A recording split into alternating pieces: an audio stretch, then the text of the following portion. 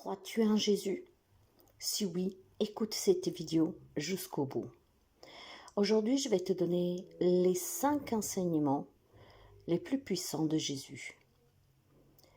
Jésus vous accompagne chaque jour et ses enseignements sont très précieux. Ils sont tous aussi puissants l'un que l'autre. Mais en cette journée, en ce dimanche 13 octobre, je t'en donne 5 pour que tu puisses les mettre en pratique dans ta vie. Ces enseignements te serviront de boussole pour t'aider dans ta quête de sens profonde de ton existence et t'offrira une aide précieuse pour traverser les défis que tu vis en ce moment. Ces enseignements t'ouvriront ainsi une porte vers l'inspiration et la transformation.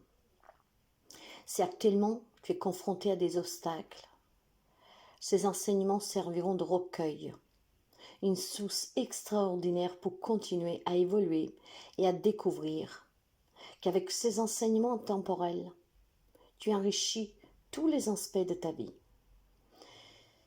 Prépare-toi à plonger dans cette aventure de ces 5 puissants enseignements de Jésus. Jésus, c'est une figure centrale et très influente dans l'histoire de l'humanité. Il est largement reconnu par ses enseignements très inspirants et sa capacité à toucher les cœurs de ceux qui l'ont rencontré. Il est né dans la ville de Bethléem il y a environ 2000 ans. Ses origines modestes n'ont pas de prédisposé à l'ampleur de son impact sur le monde. Il n'était pas du tout prédisposé, en tout cas, à porter de tels enseignements sur le plan humain. Et parce qu'effectivement, personne ne s'attendait à une telle puissance d'un homme aussi humble et simple. Dès son plus jeune âge, des anecdotes incroyables ont témoigné de sa sagesse exceptionnelle. On raconte qu'à ses 12 ans, il était déjà en train d'enseigner et de poser des questions intrigantes aux rabbins dans le temple de Jérusalem. Sa profonde compréhension des Écritures et sa capacité à discuter avec les érudites ont laissé une marque indélébile. Le ministère de Jésus a été marqué par des actes de compassion et de guérison qui dépassent l'entendement. On raconte qu'il a transformé l'eau en vin lors d'un mariage. Ces miracles de guérison, de la restauration de la vue à la guérison des lépreux, ont illustré sa compassion infinie envers toutes les personnes qui souffraient. Les paraboles qu'il a partagées, comme celle du bon samaritain et du fils prodigue, ont révélé sa maîtrise de l'art de raconter des histoires pour transmettre des vérités profondes et éternelles. L'enseignement de Jésus sur l'amour inconditionnel et le pardon a révolutionné la compréhension de l'humanité envers la spiritualité et la moralité. Son parcours n'était pas exempt de défis et de conflits. Sa dénonciation du formalisme religieux et sa critique des autorités religieuses de l'époque ont déclenché beaucoup de controverses et des tensions qui ont finalement conduit à sa crucifixion. Son ultime acte de sacrifice sur la croix, suivi de sa résurrection 3 jours plus tard, est l'anecdote la plus extraordinaire de toutes et symbolise l'espoir, la rédemption et la victoire sur la mort. Ainsi Jésus reste non seulement une figure historique, mais aussi un être empreint de mystère, de compassion et d'amour. Ses actions et ses enseignements continuent d'inspirer beaucoup de personnes à travers le temps. Elle laisse une empreinte indélébile sur la spiritualité, la culture et l'humanité tout entière. Alors, mes amis, avant de rentrer dans les 5 plus puissants enseignements de Jésus, et bien sûr qu'il y en a plein d'autres, je t'invite à t'abonner si tu ne l'as pas déjà fait, enclenchez la petite clochette pour ne pas perdre les prochaines leçons, les prochains lives, les prochaines guidances. N'hésite pas à partager, à liker, à commenter. Et je te souhaite la bienvenue sur la chaîne.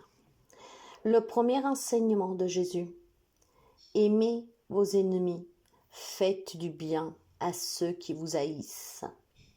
Jésus nous enseigne avec cet enseignement que nous devrions aimer et bien traiter même ceux qui ne nous aiment pas ou qui nous traitent mal. Prenez le temps de considérer les motivations et les expériences de vos ennemis ou de ceux qui vous ont fait du tort. Essayez de comprendre leur perspective peut aider à adoucir vos sentiments et à ouvrir la voie à l'empathie. Même si vous êtes en désaccord avec quelqu'un, cherchez des moyens de montrer de la compassion envers lui. La compassion vous aide à voir l'humanité commune que vous partagez malgré vos différences. Si l'occasion se présente, soyez disposés à faire un geste de bonté envers vos ennemis. Cela peut être quelque chose d'aussi simple qu'écouter leurs préoccupations ou de leur offrir votre soutien dans une situation difficile. L'enseignement numéro 2. Heureux les pauvres en esprit, car le royaume des cieux est à eux. Jésus nous dit ici que ceux qui reconnaissent leurs besoins spirituels et leur dépendance envers Dieu seront bénis. Reconnaissez que vous n'avez pas toutes les réponses et que vous avez des limites en tant qu'être humain. Soyez ouverts à l'apprentissage et à la croissance spirituelle. Prenez le temps de réfléchir à ce qui est vraiment important dans votre vie. Évitez de vous laisser entraîner par les désirs matériels ou les inspirations artificielles superficielles et concentrez-vous sur les aspects qui nourrissent votre âme. Appréciez les bénédictions que vous avez dans votre vie, quelles que soient grandes ou petites. La gratitude vous aide à reconnaître que tout ce que vous avez est un don et à ressentir un sentiment de connexion avec le divin. Enseignement numéro 3. Ne juge pas afin de ne pas être jugé. Jésus nous rappelle ici de ne pas juger les autres d'une manière critique et sévère, car cela peut aussi nous être appliqué. Commencez par être attentif à vos propos et à vos propres pensées lorsque vous interagissez avec les autres. Si vous trouvez des jugements négatifs ou critiques surgissant, prenez note de ces moments. Avant de sauter aux conclusions ou de porter un jugement sur quelqu'un, prenez un moment pour considérer la situation sous différents angles. Essayez de comprendre la perspective de l'autre personne et les facteurs qui pourront influencer son comportement. Au lieu de juger, essayez de développer un état d'esprit compatissant envers les autres. Pensez à ce qui pourrait les pousser à agir de telle manière.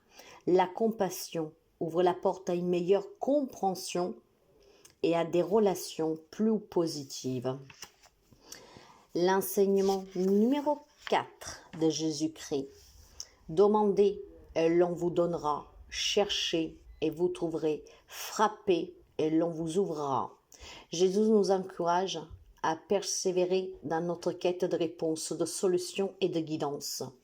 Prenez un moment pour réfléchir à une situation ou à un défi dans votre vie. Identifiez clairement ce que vous aimeriez accomplir, résoudre ou obtenir. Après avoir identifié vos désirs, ne restez pas passif. Prenez des mesures pour obtenir ce que vous cherchez. Cela peut signifier poser des questions, rechercher des informations ou entreprendre des actions pour avancer vers votre objectif. Ne vous découragez pas si les résultats ne sont pas immédiats. La persévérance est essentielle. Continuez à chercher à frapper aux portes des opportunités et à demander de l'aide si nécessaire. L'enseignement numéro 5. Ce qui est né de la chair est chair, et ce qui est né de l'esprit est esprit. Jésus met en avant la distinction entre la dimension matérielle et spirituelle de la vie. Prenez un moment pour réfléchir aux complètements de votre bien-être spirituel. Trouvez un équilibre entre vos responsabilités matérielles et votre épanouissement spirituel. Au pied de la croix, mes chers amis, au milieu de l'obscurité qui enveloppait le Golgotha, une scène poignante se déroulait. Jésus, cloué et meurtri, levait les yeux vers le ciel. Autour de lui, des gardes romains et des passants se moquent et crachent leur venin. Mais au milieu de cette tourmente, une voix emplie d'agonie s'élève. De grâce et de compassion dans un lieu de haine et de violence. Un des malfaiteurs crucifiés à ses côtés brise le silence. N'es-tu pas le Christ? Souviens-toi même, sauve toi-même, et nous aussi. Mais l'autre malfaiteur, saisi par l'aura de cet homme en agonie, lève les yeux vers Jésus et dit « Souviens-toi de moi, quand tu viendras dans ton royaume. » Alors Jésus tourne la tête, son visage marqué par la douleur, et lui répondit d'une voix apaisante « En vérité, je te le dis, aujourd'hui tu seras avec moi dans le paradis. » C'est ainsi qu'un pacte scellé dans l'ombre de la mort, promesse d'espoir pour un repentir sincère. Au milieu de la cruauté de la crucifixion, une scène d'une grâce infinie se déroulait. Dans ces derniers moments, Jésus offrait le pardon, la rédemption et la promesse de la vie éternelle. C'était un échange de paroles chargé d'une signification profonde, pour vivre dans l'amour et pour bénéficier de cette puissante protection divine. Aimez-vous l'un les autres, sachez pardonner, sachez vous aimer, et n'oubliez pas que Jésus-Christ, Fils de notre Père Tout-Puissant, est venu pour acheter nos péchés, que sa mort ne soit pas vaine.